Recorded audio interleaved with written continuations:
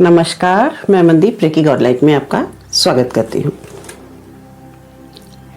हमने चक्रास पे बहुत डिटेल में बात की।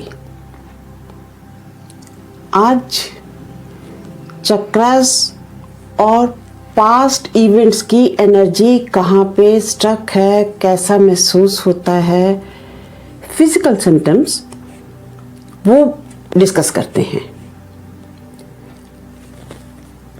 सबसे पहले बारी आएगी रूट चक्रा की। रूट चक्रा की बात करें तो आप एकदम थका हुआ सा महसूस करते हैं। अगर पास्ट की कोई एनर्जी स्टक है, अगर वहां पे वो अटकी हुई है, तो आप एकदम थका हुआ महसूस करते हैं। आप बिल्कुल टोटली एग्जॉस्टेड फील करते हैं, क्योंकि पास्ट इवेंट ने आप पर इतना असर डाला है और उसका भार अब तक आप महसूस कर पा रहे हैं। Next is sacral. सैक्रल पे आप महसूस करते हैं कि जब आप रिलैक्स करते हैं या एंजॉय करते हैं तो आप अपना टाइम वेस्ट कर रहे हैं और आप पास्ट की यादों में चले जाते हैं। जब आप फ्री रहेंगे, कोई काम नहीं करेंगे, तो आप ज़्यादा अपनी मेमोरी लेन की सैर करेंगे। इसलिए आप खुद को बिजी कर लेते हैं। ये सिम्टम्स हैं जिनसे आप जान पाएंगे कि आपके किसी पास्ट इवेंट की स्टक होने की गुंजाइश है आपके सैक्रल चक्र पे। अब सोलर प्लेक्सस। आप पास्ट इवेंट के बारे में बहुत सोचते हैं, बार बार वो रिसाइकलिंग उसकी करे जाएंगे और लेट गो नहीं कर पाते। लेट गो तो नहीं कर पा रहे, आप बदला लेने के भी प्लान बनाने लगते हैं। तो जान जाइए कि ये पास्ट इवेंट अभी आपके सोलर प्लेक्सस में स्टक है। सोलर प्लेक्सस के बाद हार्ट में आप महसूस करते हैं कि आपके साथ धोखा हुआ है और आप दोबारा अपने दिल के दरवाजे खोल नहीं पाते, यानी you can not open your heart.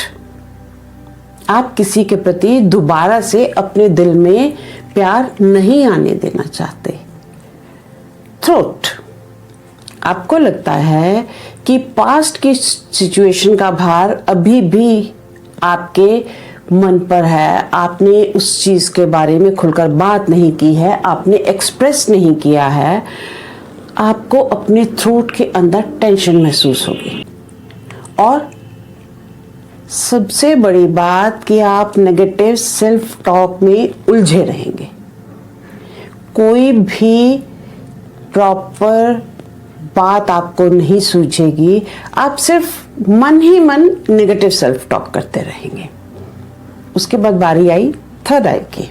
Past event ने जो भी सबक आपको सिखाना चाहा है, आप उसे पूरी तरह से समझ नहीं पा रहे। यानी आप अभी ये समझ नहीं पा रहे कि जो हुआ क्यों हुआ और उसमें लेसन क्या छुपा था। You are still bewildered by the past event, dazed by the past event. Crown की बात हम नहीं कर सकते, क्योंकि वो ज़्यादा से ज़्यादा हमारी डिविनिटी, स्पिरिचुअलिटी से कनेक्टेड है। इन चक्रास पे पास्ट इवेंट्स की जो ब्लॉकेज है उसके बारे में हम डिस्कस कर रहे हैं। अब इन्हीं चीज़ों को फिजिकल लेवल पे हम किस तरह महसूस करेंगे, यानी पास्ट इवेंट्स की एनर्जी अगर ब्लॉक्ड है हमारे चक्रास पे, तो हम उसे अपने फिजिकल लेवल पे कैसे महसूस करेंगे। फिर वापस चलते हैं रूट पे। रूट।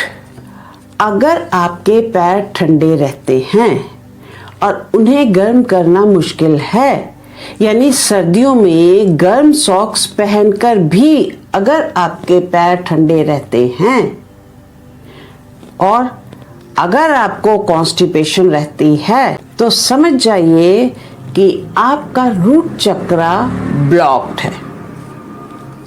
सैक्रल।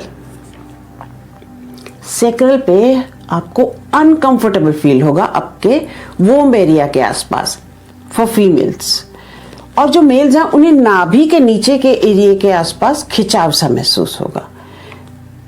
रिक्रिएशन में कठिनाई हो सकती है, इनफर्टिलिटी की प्रॉब्लम आएगी, लो सेक्स ड्राइव भी आपके सेक्रल चक्र की ब्लॉकेज शो करता है। फीमेल्स में काफी पेनफुल पीरियड्स की प्रॉब्लम उनके सेक्रल चक्र के ब्लॉकेज को डिनोट करती है। सोलर प्लेक्सस, सीधी सी बात है, आपको एसिडिटी हो, गट प्रॉब्लम हो, पेट में भारीपन हो, पुअर डाइजेशन हो, लो ब्लड शुगर हो, अनकंफर्टेबल फीलिंग हो स्टमक में, तो जान जाइए आपका सोलर प्लेक्सस ब्लॉक्ड है। इसके बाद आए हार्ट। जब आप वरिड होते हैं तो आपको सांस लेने में दिक्कत आती है, परेशानी होती है, छाती पर बहुत भारीपन सा महसूस होता है, किसी भी काम में मन नहीं लगता, हार्ट डिजीज या blood pressure, specially high BP, hypertension की प्रॉब्लम, पीठ पर दोनों शोल्डर ब्लेड्स के बीच के एरिया में दर्द होनी या खिंचाव महसूस होना, ये सब हार्ट चक्र की ब्लॉकेज इंडिकेट करते हैं। Next comes throat. थ्रोट पे अक्सर गला खराब रहना या गले की कोई ना कोई प्रॉब्लम रहना, थायराइड की प्रॉब्लम रहना, गले में खराश या टेंशन सा महसूस होना, दिल और दिमाग का कनेक्शन सही ना होना, यानी दिल और दिमाग का कनेक्शन, बीच की कड़ी हमारा थ्रोट है, जब ये बिगड़ेगा तो इसका और इसका सीधा कनेक्शन टूट जाएगा। Next is third eye. Third eye में आपके माथे के फ्रंट साइड पे दर्द होगी, यानी इस एरिया में दर्द होगी। सिर के पिछले हिस्से में उतनी दर्द नहीं होगी जितना फ्रंटल एरिया में दर्द होगी।